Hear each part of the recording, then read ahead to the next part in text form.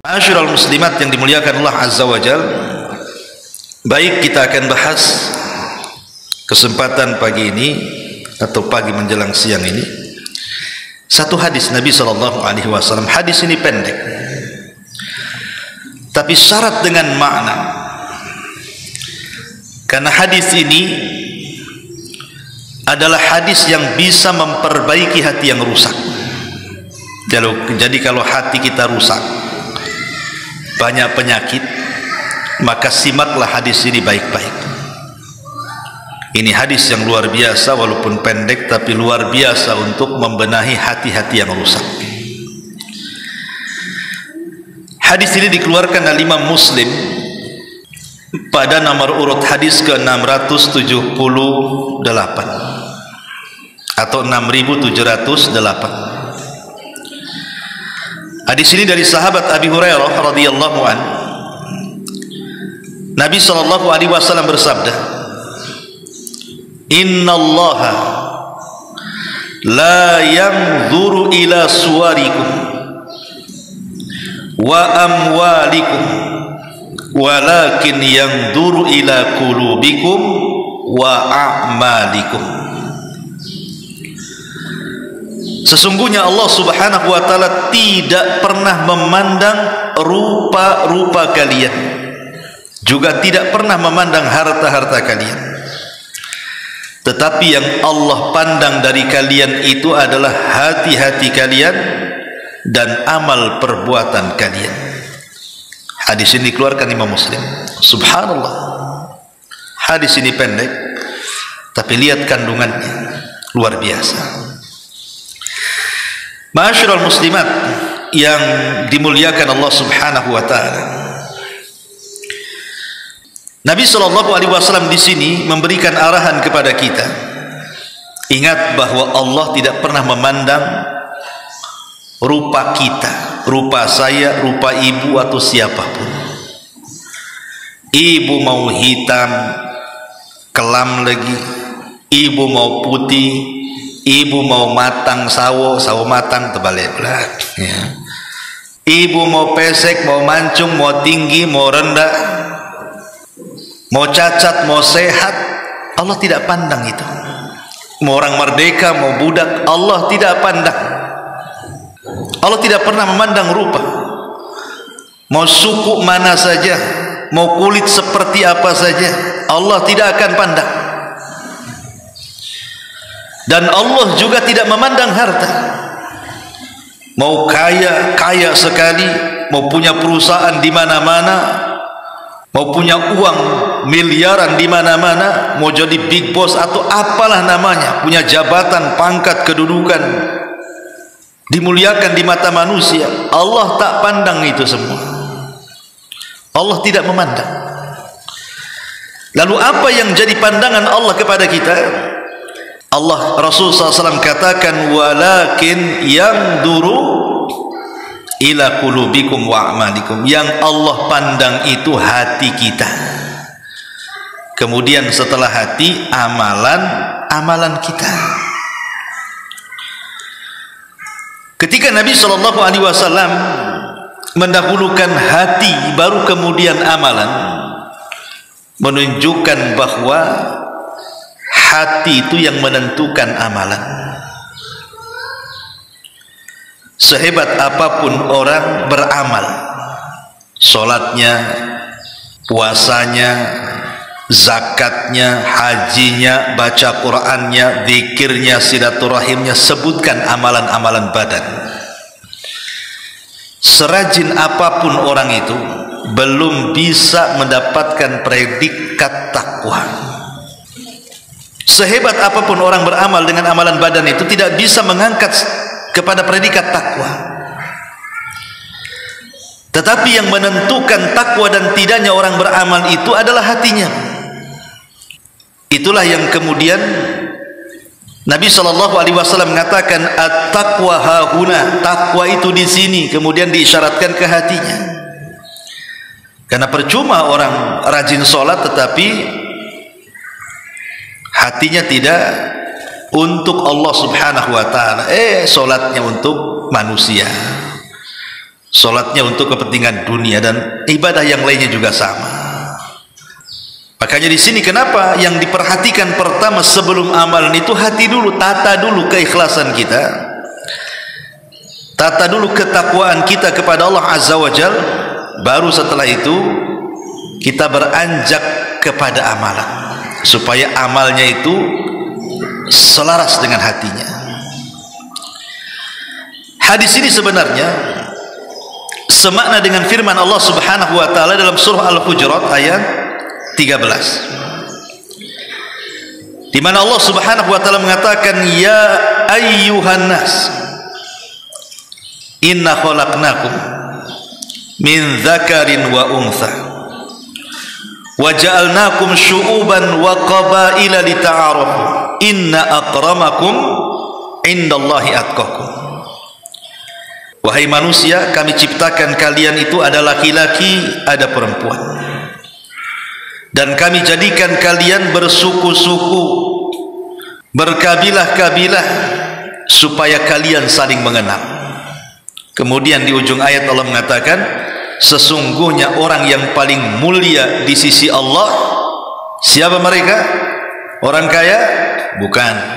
Para pejabat? Bukan. Para pemimpin? Bukan juga. Siapa orang yang paling mulia di sisi Allah? Allah katakan atqakum, orang yang paling bertakwa di antara kalian. Jadi tidak perlu kecil hati. Enggak masalah pamannya Allah tidak memberikan kekayaan yang banyak kepada kita, pangkat dan jabatan, tak ada masalah. Bagi seorang muslim tak ada masalah. Yang penting Allah Subhanahu wa taala menganggap kita ini hamba-hambanya yang bertakwa. Masyaallah muslimat yang dimuliakan Allah Subhanahu wa taala. Dari hadis ini kita tahu bahwa Allah tidak pernah memandang fisik. Allah tidak pernah memandang harta. Tapi yang Allah Subhanahu wa taala pandang adalah hati seseorang. Maka jangan pernah memuliakan orang karena dunia, jangan pula menghinakan manusia karena tidak ada dunia. Ini penting. Ibu jangan memuliakan orang itu karena dunianya. Oh, karena dia kaya kita hormati, karena dia pejabat kita hormati lebih lagi. Ketika kemudian orang itu tidak punya kekayaan, langsung kita hinakan dia, karena dia di bawah kita, rendah orangnya. Tidak boleh. Tidak boleh sombong dan tidak boleh merendahkan. Di mata Allah semua sama. Anda mau kaya, Anda mau pejabat, Anda mau orang susah, Anda mau orang miskin, semua sama di hadapan Allah Subhanahu wa taala. Di zaman Nabi, Bu, ketika Nabi SAW berhasil membebaskan kota Mekah, betul-betul Mekah itu tunduk kepada Nabi dan para sahabat. Kepung tuh Mekah tuh. Sampai Allah Subhanahu wa taala firmankan dalam Al-Qur'an, "Idza ja'akum nasrullahi wal fath." Apabila datang kemenangan Allah dan pembukaan kota Mekah. Jadi semua orang-orang musyrik itu dikumpulkan, Bu. Kemudian Nabi memandang satu persatu orang-orang yang pernah menyakitinya. Tapi Nabi itu Nabi Rahmah. Dia tidak menanamkan sifat dendam, tetapi dia berusaha untuk menebarkan kasih sayang. Apa kata Rasul? Idhabu fa antumut tulaqa. Pergi kalian semua, kalian sudah kubebaskan.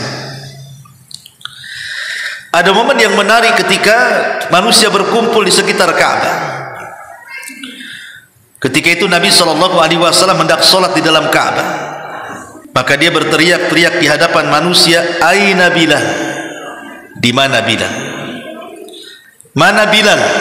Bilal bin Rabah. Bayangkan dari sekian banyak para sahabat yang dipanggil pula Bilal. Datanglah Bilal dari kejauhan dan mengatakan, "Labbaika ya Rasulullah." Aku datang memenuhi panggilan wahai Rasul. Kata Nabi SAW, "Ya Bilal, naiklah kau ke atas Ka'bah." Ka'bah ini tinggi, Bilal ini pendek. Cemana naik ke atas Ka'bah? Kemudian Nabi SAW menyuruh Abu Bakar dan Umar untuk menjadi tangganya. Bayangkan badan Abu Bakar dan badan Umar menjadi tangga pijakan Bilal supaya bisa naik di atas Ka'bah. Ketika kemudian Bilal mulai menginjak anggota badan Abu Bakar dan juga Umar supaya bisa naik ke atas Ka'bah untuk mengumandangkan azan pertama kali di Mekah, tentu manusia menyaksikan di sini bagaimana seorang hamba sahaya Bilal yang tidak punya harta, kedudukan, pangkat, jabatan, kepemimpinan, dan dia seorang budak Habasyah, orangnya juga hitam, kelam, tapi Allah tidak pernah memandang rupa, Allah tidak pernah memandang harta, yang Allah pandang hati dan amalan. Manusia memandang sampai ada yang mencemooh Bilal bin Rabah, maka mulailah Bilal kemudian di atas Ka'bah, semua di bawahnya, termasuk Nabi ada di bawah, dia di atas. Maka Bilal mulai mengumandangkan azan, dan itu azan pertama. Kenapa Nabi SAW melakukan hal yang seperti itu di hadapan masyarakat Mekah ketika pengepungan Mekah itu? Nabi ingin menunjukkan kepada penduduk Mekah dengan memerintahkan Bilal untuk naik ke atas Ka'bah lewat pundak Abu Bakar dan Umar sampai di atas Ka'bah, dan dia teratas semuanya di bawah. Rasul ingin katakan Islam itu seperti ini. Islam itu seperti ini, bahwa kemuliaan itu bukan karena dunia, kemuliaan itu bukan karena pangkat ataupun jabatan. Sebagaimana hina itu karena tidak ada dunia, bukan berarti hina itu karena tidak punya pangkat, jabatan atau orang rendahan. Islam tidak pernah memandang itu. Walaupun Bilal budak Habasyah berkulit hitam, tapi karena hatinya penuh dengan ketakwaan, maka dia jauh lebih mulia dibandingkan Abu Jahal yang kaya raya, dibandingkan Umayyah bin Khalaf, dibandingkan Abu Lahab dan orang-orang besar lainnya. Kenapa Bilal bisa lebih mulia di antara mereka? Karena itu yang dipandang Allah. Allah hanya memandang hati, dan Allah hanya memandang amalan kita. Satu hari disebutkan dalam sebuah hadis yang dikeluarkan Imam Bukhari, seorang laki-laki lewat di hadapan Rasul. Maka beliau pun bertanya kepada para sahabatnya, bagaimana pendapat kalian tentang orang yang lewat itu? Lah, kebetulan orang yang lewat itu orang kaya, yang punya jabatan dan kedudukan.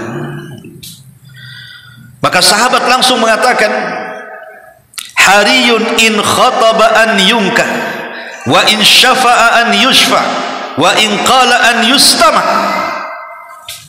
Kata para sahabat Rasul, orang itu bukan orang biasa yang lewat itu.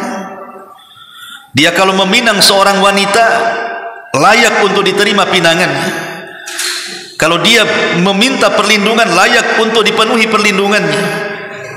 Kalau dia bicara, layak untuk didengar kata-katanya. Kemudian Rasul terdiam. Selepas orang ini lewat, datang pula orang lain lewat. Yang lewat ini rupanya orang miskin, orang tak punya, tidak punya harta, tidak punya pangkat, tidak punya jabatan, orang rendah lewat. Kata Rasul kepada para sahabat, kalau yang itu macam mana pendapat kalian, katanya. Maka sahabat mengatakan, hariyun in khataba alla yunka, wa in syafa'a alla yushaffa, wa in qala alla yustama. Oh, kalau yang itu, kalau dia minang pasti ditolak Nabi. Ini orang miskin gitu. Ya, kalau minta bantuan tak layak dibantu tuh orang itu. Kalau dia ngomong, siapa yang mau dengar dia, katanya. Tapi lihat ujung hadis endingnya. Apa kata Rasul? Kata Nabi SAW, hadza khairun min mil'il ardi mithla hadza. Kemudian Rasul mengatakan di hadapan para sahabat, adapun orang yang kedua, yang miskin itu, yang kalian katakan kalau meminang tidak layak diterima pinangannya, yang kalau minta bantuan tidak layak dibantu, kalau ngomong tidak layak didengar, kata Rasul, sungguh orang ini lebih baik daripada seluruh kekayaan dunia yang seperti ini. Lihat, Kenapa Nabi SAW? Bukan berarti Rasul hendak membela orang miskin, tidak. Tapi Nabi SAW melihat orang yang kedua ini, walaupun dia miskin tapi hatinya bersih, amalannya baik. Kata Rasul, orang ini jauh lebih baik dibandingkan orang kaya. Bahkan kekayaan satu dunia tidak lebih baik daripada orang ini, kata Rasul. Lihat bagaimana Nabi SAW memberikan sebuah keterangan kepada kita bahwa tidak perlu sedih, tidak perlu gundah gulana, tidak perlu stres hanya gara-gara umpamanya ya tidak sekaya orang lain. Tapi jangan pula sudah miskin rusak pula hatinya. Nah, itu namanya jatuh ketimpa-timpa, bukan ketimpa tangga, itu ketimpa-timpa. Karena orang miskin sombong itu lebih besar dosanya dibandingkan orang kaya sombong. Ibu udah miskin sombong, miskin kok sombong, itu lebih besar dosanya daripada orang kaya sombong. Kenapa orang kaya sombong lebih rendah dosanya dibandingkan orang miskin sombong? Karena orang kaya itu sombong wajar, ada yang disombongkan. Orang kaya sombong wajar, dia punya kekayaan, sombonglah dengan kekayaannya. Loh, orang miskin sombong, apa yang mau disombongkan? Mau moto di depan mobil orang, selfie, ini mobil saya katanya. Atau nengok ada rumah bagus, selfie di depan rumah orang. Mana ceritanya? Ya, walaupun Allah tidak memberikan kekayaan seperti orang-orang kaya itu, tidak apa-apa, yang penting ibu kaya hati. Ibu kaya hati, bersih hati, amalan juga baik, itu kita lebih baik di hadapan Allah dibandingkan mereka. Karena Allah tidak pernah melihat fisik dan kekayaan, Allah hanya melihat hati. Ma'asyiral muslimat yang dimuliakan Allah Subhanahu wa ta'ala, tapi jangan pula dijadikan dalil hadis ini. Kan Nabi mengatakan Allah tidak memandang fisik, Allah tidak memandang harta, yang Allah pandang hati. Berarti kan yang penting hatinya baik, Ustaz. Akhirnya dijadikan dalil orang-orang yang dinasehati untuk melakukan syariat tidak mau melaksanakan, kemudian berdalil dengan apa? Yang penting kan hatinya, Ustaz. Kan Rasul yang mengatakan Allah yang memandang hatinya. Kenapa ukti tak pakai jilbab? Kan bagus pakai jilbab, tutup aurat, Ustaz, yang penting hatinya. Kalau bisa itu ya sholatlah, kan yang penting hatinya, Ustaz. Banyak orang sholat itu jelek hatinya katanya. Lah, itu pula dia. Latihanlah puasa, yang penting hatinya. Itu puasa Senin Kamis tuh, itu kalau ghibah itu 3 jam tuh. Bukan begitu. Sebab orang yang bicara seperti ini hakikatnya hatinya kotor. Kenapa? Satu, orang yang mengucapkan yang penting hatinya itu seolah-olah hati dia itu bersih, hati orang itu tak bersih. Ya kan Bu, kalau dia ngomong gitu, seolah-olah dia mengatakan hati saya bersih, hati orang itu tak bersih, jatuhnya suudon. Karena kalau kita katakan itu, tengok tuh ahwat-ahwat tuh kan bagus, udah pakai pakaian syar'i, cobalah kamu juga sama. Ah, belum tentu hati dia baik katanya. Pakaian casing-casingnya aja itu yang baik, hatinya tak baik tuh katanya. Kok tahu? Ya kemarin ngerumpi-ngerumpi juga orang tuh katanya. Itu kan sodon kan. Ya, masih bagus aku katanya, walaupun tak pakai ini tak pakai itu, tapi hatiku kan bersih gitu. Nah kan seolah-olah apa Bu? Seolah-olah hati dia bersih, hati orang pula kotor. Nah, itu kan sodon namanya. Tidak boleh. Dia seolah-olah merasa dirinya paling bersih hatinya, sementara Allah mengatakan fala tuzakku anfusakum, jangan kalian mentazkiyah, merasa bersih diri, orang lain itu kotor, nggak boleh ya. Kemudian alasan yang kedua kenapa salah ucapan tersebut, karena ucapan tersebut ini berarti cukup bersihnya hati itu sudah cukup, nggak perlu pakai amal lagi. Yang penting bersih hati, amalan itu nomor 2. Nggak bisa. Iman itu Definisinya adalah pembenaran dengan hati, pengucapan dengan lisan, diamalkan lewat perbuatan. Itu iman namanya. Itu kesatuan tuh. Nggak bisa dipisah-pisah. Karena kalau hatinya bersih, pasti amalannya bersih. Kalau hatinya kotor, ya amalannya kotor jadinya kan. Jadi Allah itu bukan menghisab hati saja, perbuatan pun Allah hisab. Maka tidak bisa dipisahkan antara hati dan perbuatan. Ma'asyiral muslimat yang dimuliakan Allah Azza wa Jalla. Al-Imam Ibnul Qayyim rahimahullahu ta'ala mengatakan, ada 5 perkara yang merupakan perusak hati. Jauhi 5 perkara ini. Kata beliau, wa amma mufsidatul qalbi al-khamsatu. Adapun perusak-perusak hati, kata Imam Ibnul Qayyim, itu ada 5. Al-mufsidatul awal, yang merusak hati yang pertama adalah kathratul mukhalatati. Banyak-banyak bergaul, over dalam bergaul, berlebihan dalam bergaul. Islam tidak melarang ibu berkawan, bertetangga, mengunjungi tetangga, ngobrol sama tetangga, ngobrol sama kawan. Islam tak melarang. Cuman kalau sudah over, sudah berlebihan, itu yang jadi masalah. Apalagi tidak melihat-lihat kawan, apakah ini kawan ini baik atau tidak, nggak disaring. Yang penting banyak kawan, banyak kenalan, tanpa melihat apakah ini orang baik, tidak baik, ahli ibadah, bukan ahli ibadah. Itu bahaya, Bu. Ini bisa merusak hati. Bisa merusak hati. Karena yang namanya pertemanan itu, kata orang Arab, as-sahibu sahib. Teman itu narik. Kita orang susah, kemudian berkawan dengan semua orang kaya, hati mulai rusak. Kapan aku kayak dia? Mulai itu, ya.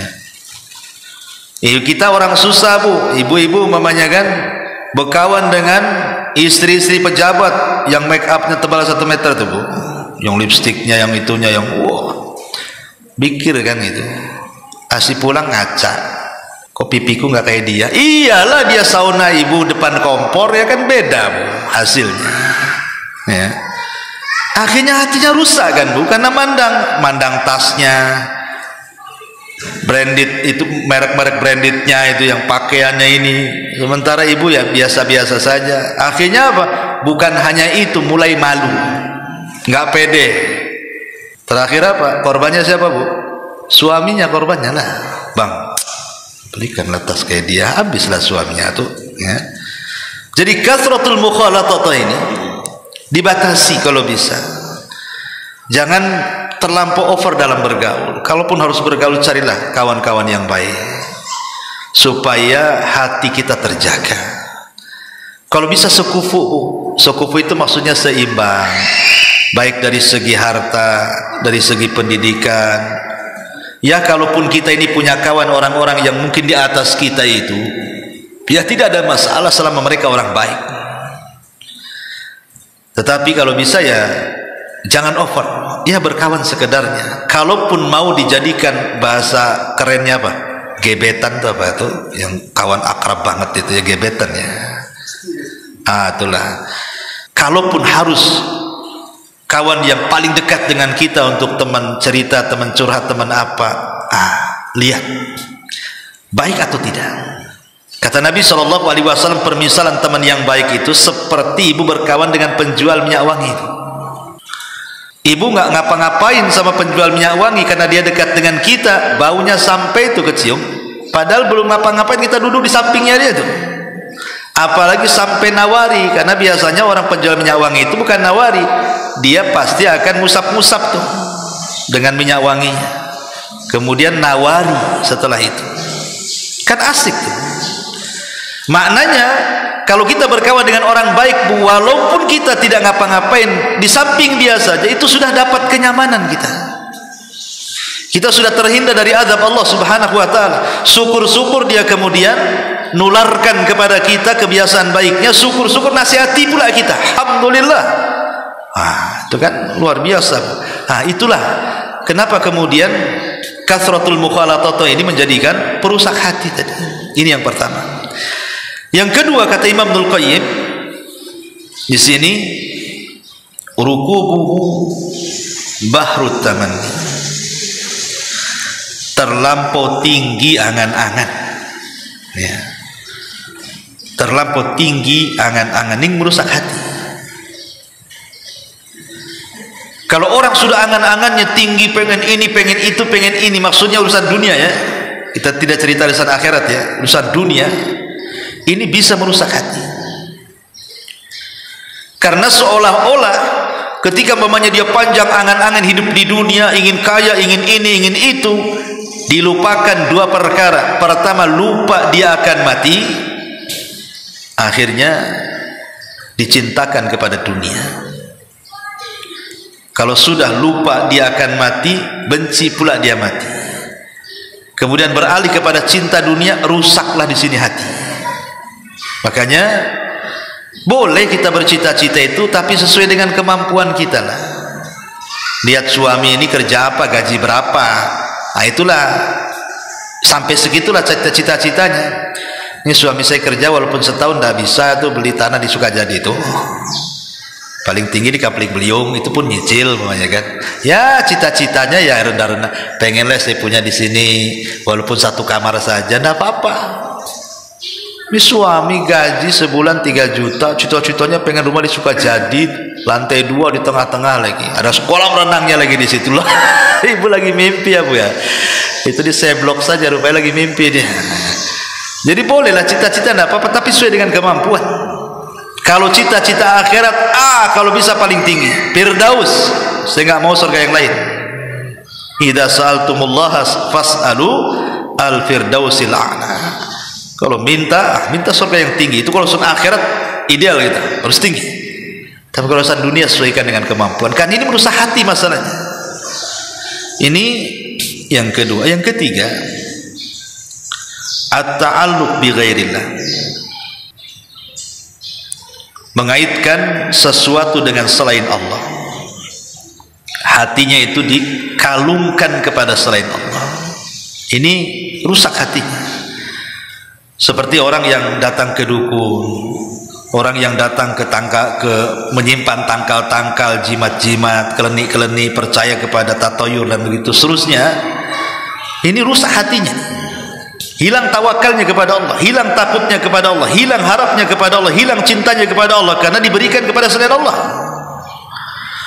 Datang ke kuburan, minta-minta di kuburan, ini bahaya, merusak hati. Ma'asyiral muslimat yang dimuliakan Allah subhanahu wa ta'ala. Kemudian yang keempat, at-ta'am, oper dalam makanan. Tidak memilah-milah apakah makanan ini halal atau tidak, apakah makanan ini dibeli dari hasil yang dibolehkan atau yang diharamkan. Enggak berpikir, yang penting makan. Apalagi sekarang kan di Batam ini kuliner sudah mulai menjamur kan Bu, di mana-mana sudah banyak kuliner itu. Dari ujung Nongsa sampai ujung Sekupang tuh Bu. Ujung ke ujung tuh kuliner itu di mana-mana. Hati-hati Bu.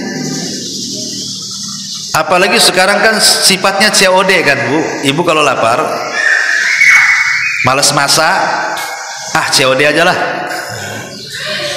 Ibu tahu nggak itu yang di di GoFood itu kan? Kan nama-nama warung makan tuh banyak tuh Bu. Di situ gambarnya memukau kan, walaupun kadang-kadang lain yang dipesan, lain yang datang kan ya. Tapi Ibu berpikir nggak tentang halal haramnya di situ? Siapa yang punya warung ini?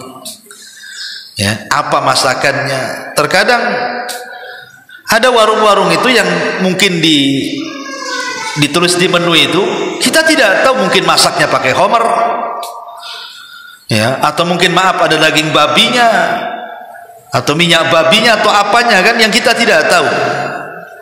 Lah ini jadi perhatian, makanya Allah mengatakan falyanzuril insan ila ta'ami. Maka selamatnya Bu, masak. Paling selamat itu Ibu masak sendiri itu. Jelas halalnya kan Bu? Ibu makan halal, suami makan halal, anak makan halal, jelas halalnya. Tapi kalau COD ini kalau kita tak paham-paham, ada di entah di mana-mana kan, entah warung siapa, apalagi namanya ibu nggak apa, ini nama apa, ini perlu nih, kayaknya aneh namanya, perlu coba nih. Kita tidak tahu istilah-istilah pula kadang-kadang, entah bahasa Mandarin pula di situ kan, entah bahasa Korea, entah bahasa India, entah bahasa apa, apalagi makanan-makanan yang aneh-aneh itu tidak tahu. Maka sebaiknya hati-hati supaya jangan terjerumus kepada makanan syubhat yang mengantarkan ke yang haram. Pastikan halalnya dulu, ya, pastikan kehalalannya itu. Biasanya kan di situ kalau saya kadang lihat di GoFood itu kan, ini halal. Kalau sudah ada tulisan halal, alhamdulillah. Berarti kita bisa jadikan patokan kata-kata dia makanan yang halal. Berarti halal dikonsumsi kan? Beli. Tapi kalau ibu ragu-ragu, jangan. Ya. Tapi ada orang Bu, tidak peduli dengan soal urusan makanan. Yang penting kuliner, masuk warung mana saja tidak peduli. Mau ada babinya, mau ada anjingnya, mau ada apanya di situ, mau ada komernya, ada lah, main lantak saja. Ini bahaya. Ya. Jadi ini bisa merusak hati. Karena makannya jadi daging masalahnya, jadi darah. Maka Rasul mengatakan kullu lahmin nabatat min haram fannaru aulani. Setiap daging yang tumbuh dari barang haram itu neraka tempatnya. Maka perhatikan soal makanan, soal kuliner ini, perhatikan di zaman sekarang ini orang bisa saja, ya, ingat dulu viral bakso, rupanya dagingnya dari tikus got, tikus sebesar kucing tuh Bu. Mana dia nangkepnya tuh, ya. Tapi kan ada ceritanya, ada gitu, beritanya ada. Kalau nggak ada, yalah mungkin ini. Lah karena ada berita-berita kayak gini, kemudian penjualan daging babi ilegal dan macam-macamnya, kan kita khawatir seorang muslim ini. Makanya seorang muslim itu betul-betul soal makanan itu prioritas. Ya selamatnya saya tadi masak sendiri itu paling selamatnya kan. Ibu tahu ini halal ini haram kan. Ya. Tapi nggak tahu kalau ibu rajin masak, ya tak paham ya. Ada juga yang rajin masak, ada yang rajin COD, itu masalahnya tuh. Ibu yang mana nih? Ya. Nanti saya tanya suaminya. Kemudian yang terakhir al-khamis, kathratun naumi, banyak tidur. Ini banyak tidur ini bisa mematikan hati, karena tidur ini menjadikan orang lalai dan malas. Makanya kurangi tidur itu, terutama setelah subuh. Jangan tidur. Sama saja orang tidur setelah subuh sampai terbit matahari itu terhalang padanya berkah. Jangan biasakan, sekali-kali boleh. Sekali-kali memang tidak ada hukumnya tidur setelah subuh itu, enggak. Cuman kita terhalang berkah di situ. Kan rugi berkah turun kita nggak dapat. Sementara di waktu-waktu harusnya kita tidur, tak tidur pula pada isya gitu ya. Harusnya kita tidur, malah begadang sampai jam 1, jam 2 tidur, subuh bablas kan itu. Jadi ini 5 perkara kata Al-Imam Ibnul Qayyim rahimahullahu ta'ala yang bisa merusak hati. Saya ulangi, yang pertama, kathratul mukhalatah, terlampau banyak bergaul tanpa memilah dan memilih baik tidaknya. Yang kedua, terlampau tinggi angan-angan tanpa tahu apakah dia mampu mencapainya atau tidak. Catatan angan-angan dunia. Yang ketiga, hati selalu bergantung kepada selain Allah subhanahu wa ta'ala, tidak tawakal kepada Allah. Ini juga merusak hati. Yang keempat, banyak makan, over dalam makanan, dan tidak kemudian berusaha untuk memilah-milah apakah ini haram atau halal, atau cara mendapatkannya halal atau haram. Main lantak saja. Kemudian banyak tidur. Inilah 5 perkara kata Al-Imam Ibnul Qayyim rahimahullahu ta'ala yang bisa merusak hati. Lalu bagaimana obatnya? Maka Imam Ibnul Qayyim juga menyebutkan obatnya. Beliau mengatakan dalam kitabnya Ighatsatul Lahfan, banyak perkara-perkara yang bisa mengobati hati, tetapi yang paling penting adalah 4 perkara. Yang paling penting itu 4 perkara. Pertama, obati hati bil Qur'anil Karim, dengan membaca dan mempelajari Quran. Karena Quran itu syifaun lima fis sudur, kata Allah. Dia adalah obat bagi penyakit-penyakit hati. Entah kesyirikan, entah keraguan-raguan, entah kekufuran, entah syubhat, entah syahwat. Sebutkan apa penyakit hati itu. Itu bisa diobati dengan Quran. Baca Quran, pelajari Al-Quran, karena Quran itulah sebagai obat. Yang kedua, kata beliau, atsani ma yahfaz alaihi quwwatuh, yang bisa menjaga kekuatan badannya dan juga kekuatan hatinya, dan itu dengan cara al-iman wal amalus salih wa amila awrad at-ta'at, memupuk keimanan. Terus keimanan dipupuk, diperbaharui dengan cara apa? Tingkatkan amal saleh, tingkatkan ketaatan-ketaatan, dari yang wajib mulai meningkat yang sunnah. Dari sholat wajib kita sudah berusaha tepat waktu, mulai ditingkatkan ke yang sunnah. Mulailah rawatibnya, mulailah tahajudnya, mulailah duhanya, dan begitu seterusnya. Dari puasa wajib Ramadan, mulailah ke Senin Kemisnya, ke Daudnya, ke Ayamul Bidnya. Mulai dari zakat, mulailah ke sedekahnya. Terus bertingkat. Itu bisa membenahi hati. Kemudian yang ketiga, berusaha menjauhi maksiat, karena maksiat itu bisa mengotori hati. Sekecil apapun maksiat tetap akan mengotori hati dengan meletakkan titik hitam di hatinya. Dan yang terakhir, memperbanyak istighfar dan tobat. Inilah 4 perkara yang bisa mengobati hati: Al-Quran, keimanan dan amal saleh, berusaha menjauhi maksiat dan semua penyimpangan, dan yang terakhir, berusaha untuk bertobat dan terus mengucapkan astagfirullah, astagfirullah. Maka dengan 4 perkara ini, kata Imam Al-Qayyim rahimahullahu ta'ala, inilah anfa'u ilajil qalbi, paling bermanfaatnya obat untuk menyembuhkan penyakit hati.